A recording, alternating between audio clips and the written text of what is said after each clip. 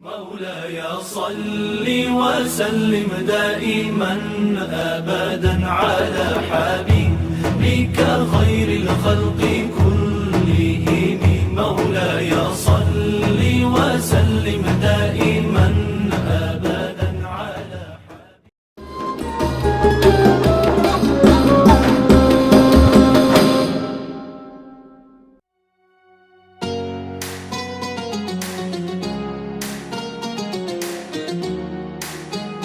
Assalamualaikum warahmatullahi wabarakatuh. Perkenalkan, kami dari kelompok 11 yang beranggotakan saya Alia Nurhalia dengan NIM 12107200051. Perkenalkan, saya Sheila Aprilia dengan NIM 12510720213. Baik, di sini kami akan membuat video presentasi mata kuliah studi hadis yang berjudul Pengenalan Perawi dan karya-karyanya Sunan Tirmizi dan Sunan Ibnu Majah.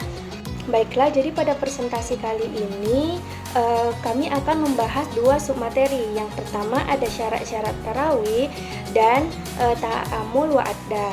Nah, kita langsung saja masuk ke pendahuluan, di mana hadis ini merupakan ajaran kedua setelah Al-Quran, di mana ini berisi tentang perkataan, perbuatan, maupun ketentuan dari Nabi Muhammad SAW. Hadis ini dijaga ketat oleh para ulama melalui seleksi yang sangat ketat. Nah, jadi kitab Sunan At-Tirmizi dan Ibnu Majah ini termasuk ke dalam kitab yang sangat penting dalam Islam, karena kedua kitab ini dia itu termasuk ke dalam Kutubus Sittah, di mana Kutubus Sittah ini adalah 6 kitab utama dalam Islam. Jadi kitab ini tidak hanya berisi tentang hadis, tetapi juga memberikan penilaian terhadap kualitas hadis serta penjelasan para ulama, sehingga memudahkan umat Islam dalam memahami dan mengamalkan hadis tersebut dengan tepat. Baiklah, yang pertama kami akan membahas tentang Sunan At-Tirmizi, di mana Sunan At-Tirmizi atau disebut juga dengan Jami At-Tirmizi ini disusun oleh Imam Abu Isa Muhammad bin Isa At-Tirmizi yang lahir pada tahun 209 Hijriah di kota Termes yang sekarang kita kenal dengan negara Uzbekistan. Beliau ini wafat pada tahun 279 Hijriah. Nah, kitab ini itu memiliki ciri khas yang membedakannya dengan kitab sunan lainnya, yaitu adanya komentar atau penjelasan setelah penulis ini mencantumkan hadis. Nah, dalam kitab ini juga Imam At-Tirmizi ini menjelaskan derajat hadis seperti sahih, hasan, gharib, serta dhaif. Nah, ia juga menerangkan kondisi para perawi dan perbedaan pendapat para ulama. Oleh karena ini, kitab ini disebut jami karena mencakup berbagai bab agama, mulai dari ibadah hingga muamalah. Selanjutnya kita akan memasuki materi syarat-syarat perawi, di mana perawi ini merupakan seseorang yang menyampaikan atau meriwayatkan hadis dari Nabi Muhammad secara berantai melalui sanad. Nah, para perawi ini memiliki peran yang penting karena merekalah yang menjadi penghubung antara sumber hadis hingga ke generasi berikutnya. Oleh karena itu, kualitas hadis ini sangat berpengaruh pada kualitas perawinya tentunya.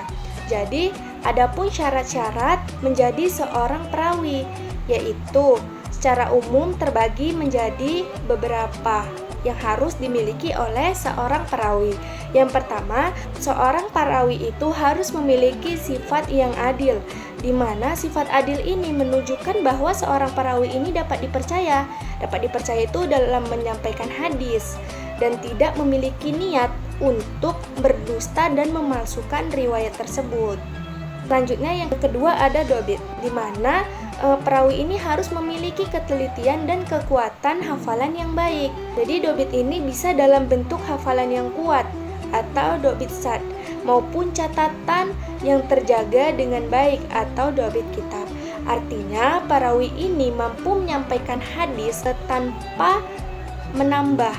Jadi dia itu harus tepat tanpa menambah atau mengurangi dan mengubah isi hadis tersebut.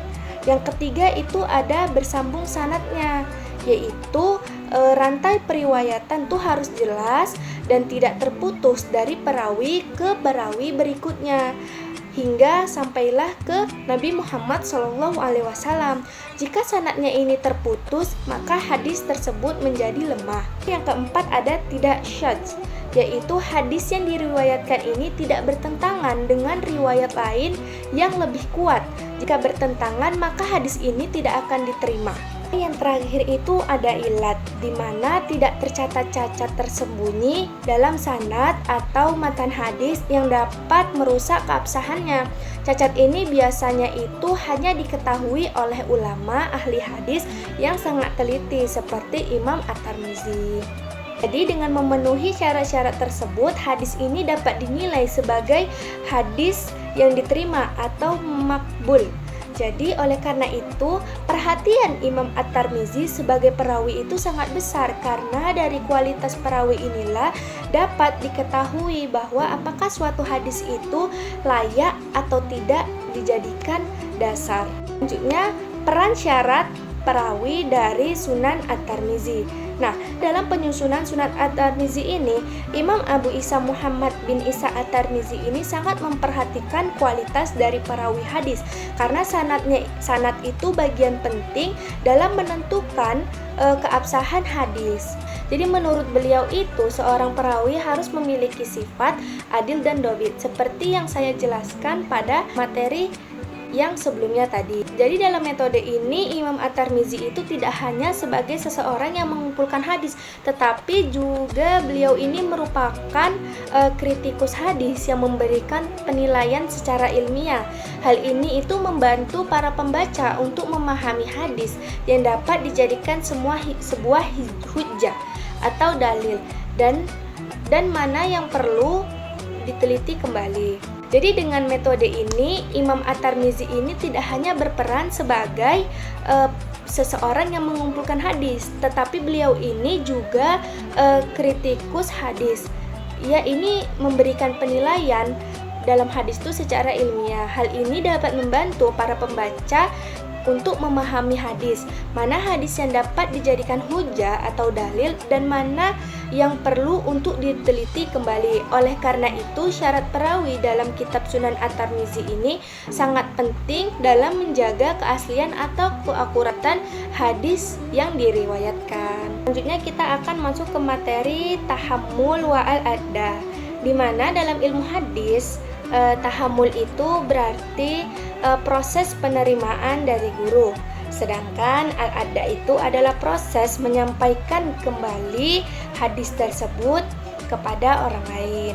Nah, Imam Abu Isa Muhammad bin Isa At-Tirmizi ini dalam praktek tahammul wa al-adda ini menggunakan beberapa metode yang sangat kuat dan dipercaya, yaitu yang pertama itu ada asima dan al-qiraah, di mana asima ini merupakan metode yang mendengarkan secara langsung hadis ini dari guru, sehingga dapat dipastikan lafaznya ini diterima secara tepat tanpa adanya perubahan.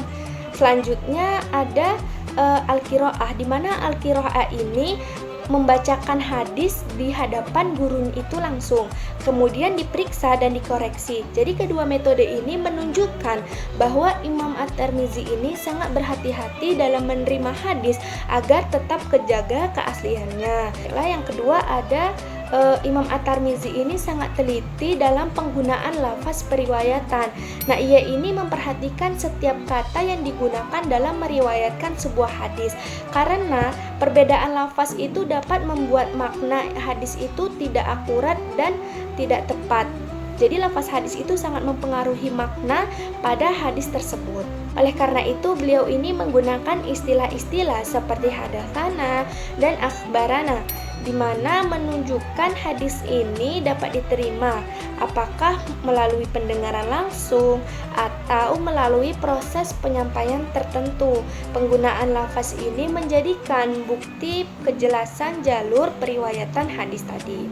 Nah, di samping itu, At-Tirmizi ini juga berusaha menghindari praktik tadlis, di mana menyembunyikan yang cacat dalam sanad atau tidak menjelaskan secara jelas dari siapa hadis tersebut diterima. Ia itu sangat kritis terhadap perawi. Di samping itu, Imam At-Tirmizi ini juga berusaha menghindari tadlis, yaitu penyembunyian kecacatan hadis dalam sanad. Itu tidak dijelaskan dari siapa hadis ini diterima. Ia itu sangat kritis terhadap perawi yang melakukan tadlis dan sering memberikan penjelasan tentang kondisi perawi tersebut dalam kitabnya. Kritis ini menunjukkan bahwa beliau ini tidak hanya meriwayatkan hadis, tetapi juga menilai dan mengoreksi kualitas hadis tersebut secara jalur jujur dan terbuka, sehingga hadis yang disampaikan itu dapat ditanggung-jawabi keasliannya. Baik, sekian penjelasan dari saya. Materi selanjutnya akan dibawakan oleh rekan saya. Baik, selanjutnya kita membahas tentang Sunan Ibnu Majah. Nah, Sunan Ibnu Majah ini disusun oleh Imam Muhammad bin Yazid Ibnu Majah yang dimana wafat pada tanggal 273 Hijriah. Kitab ini termasuk kitab ke-6 dalam Kutubus Sittah. Keistimewaannya itu adalah memuat banyak hadis tambahan, terutama pada hukum fikih, sehingga menjadi rujukan penting dalam pembahasan fikih. Kemudian penerapan syarat perawi di Sunan Ibnu Majah. Nah, Imam Ibnu Majah ini menggunakan syarat perawi yang lebih longgar dibanding Imam Tirmizi. Beliau masih meriwayatkan hadis dari perawi yang kualitasnya lemah, ringan, tetapi tidak mengambil riwayat dan dari perawi pendusta atau sangat lemah. Karena itu, kitab ini tuh memiliki lebih banyak hadis dhaif dibanding kitab Kutubus Sittah lainnya. Selanjutnya, metode tahammul wa al-ada pada Imam Ibnu Majah. Nah, Imam Ibnu Majah ini menerima hadis melalui metode sima dan ijazah. Dalam meriwayatkan hadis, beliau ini sering menggunakan lafaz dan anba'ana. Beliau ini tidak terlalu ketat dalam penggunaan lafaz selama sanadnya itu jelas dan perawinya itu tidak bermasalah. Jadi, dari materi yang kami bahas, terdapatlah kesimpulan dari perbandingan kedua sunan tersebut. Yang pertama dari Sunan At-Tirmizi, yaitu menerapkan syarat perawi dan metode periwayatan yang sangat ketat. Kitab ini tidak hanya menjadi kumpulan hadis, tetapi juga menjadi kitab kritik sanad dan kualitas hadis.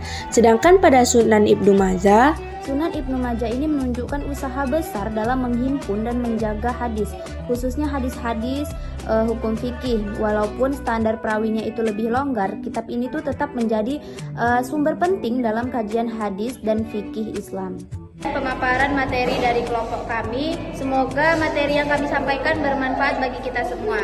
Kami akhiri dengan mengucapkan wassalamualaikum warahmatullahi wabarakatuh.